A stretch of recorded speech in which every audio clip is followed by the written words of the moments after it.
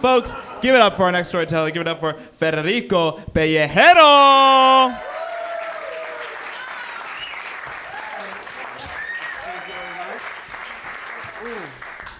Okay, let me figure this out because I'm sort of new, not that new, but new to this. No, wait. Let's spice things up a bit. Oh, by the way, it's the first time that I'm spicing things up. Okay, and also it's the first time that I'm telling a story in English, and I'm feeling really nervous. You know, being in the spotlight is a cool thing. Thank you. Appreciate the attitude. Now I'm gonna waste everything with my story. Okay, but I was telling you that I'm nervous and being in the spotlight is something that is kind of weird, but it happened to me before. And I felt this way when I had to perform my first surgery.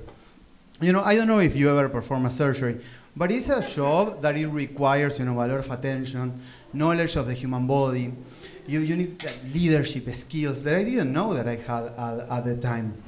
And I was nervous, performing surgery and my hands were shaking. The people there thought that my hands were shaking because I was drunk. And they were right, I was drunk at the time, but that's half the truth. The other half is that I was also high as a kite. And it's really bad when you are trying to do a medical procedure that way. I don't recommend it, no, it's a really bad thing. The thing is that, to me, that happened, I had to become a doctor after an epic night out with my friends, like all of a sudden. And that's, it wasn't funny then, I hope it's funny now. Yeah, it was an epic night out, that has everything, of course, drinks, dancing, everything is fun, but every fun night has to come to an end eventually. So I have to go home. Luckily, we have a designated driver because irresponsible but not stupid. And we're on our way home, really happy, smiling, having a really good time. Until our driver tells us, hey, guys, there has been an accident. My friends all agree, we should come out and see what happened. But I don't want that.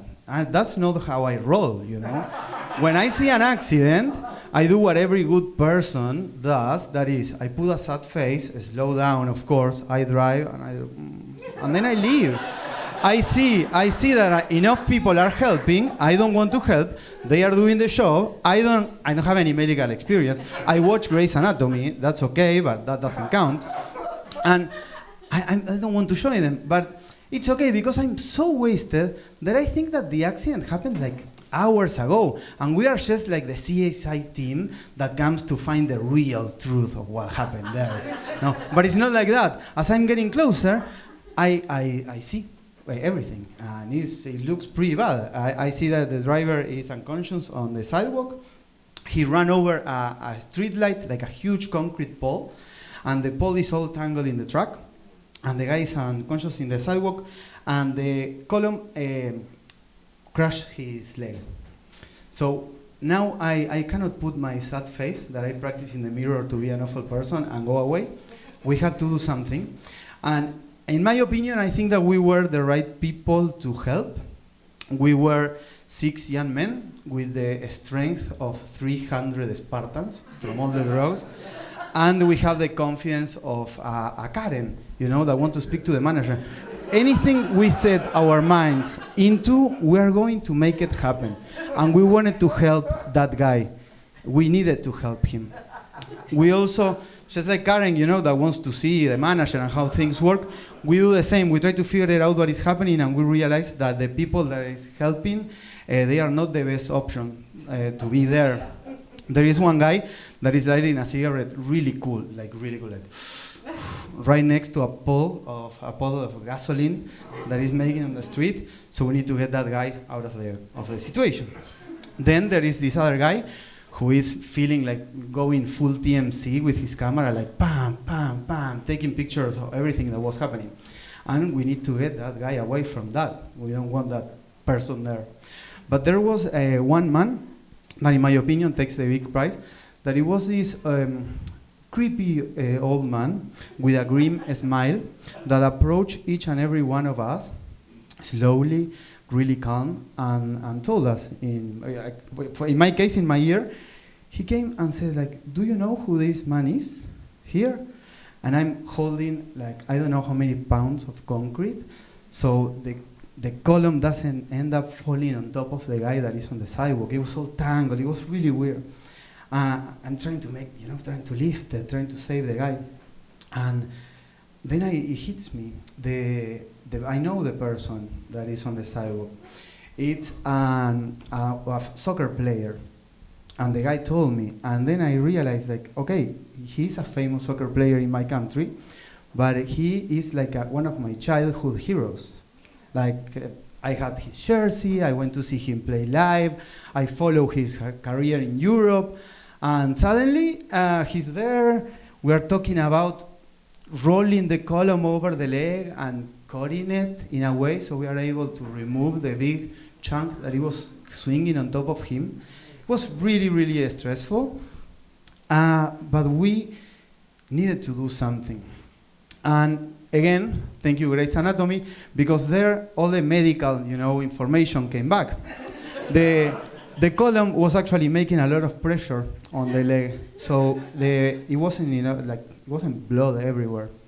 It was weird, but it was okay. And we are not going to touch somebody that was in an accident. We can play with the environment around him, but we cannot touch the person because we need him to be okay. So we end up moving everything. The guy retired at that moment. He didn't play anymore. That wasn't a joke. I wasn't planning the story like that, sorry. But he retired at that moment, and in a way he retired in front of his fans. That was another thing that he did. And, oh, fuck. That was wrong. Okay. But it turns out that he was also a party animal. He was drinking and doing drugs. He was the designated driver of his car. By luck, he missed us in his truck, and nothing happened to us. But after that, of course, he ended his career, but he changed his life for the better. He started giving talks about, that you shouldn't be drinking and driving. And I'm here talking about drinking and helping, which is kind of all.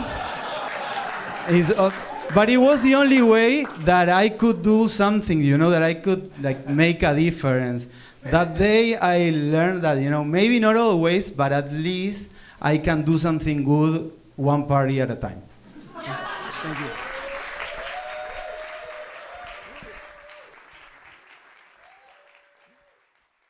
Keep it going for Federico.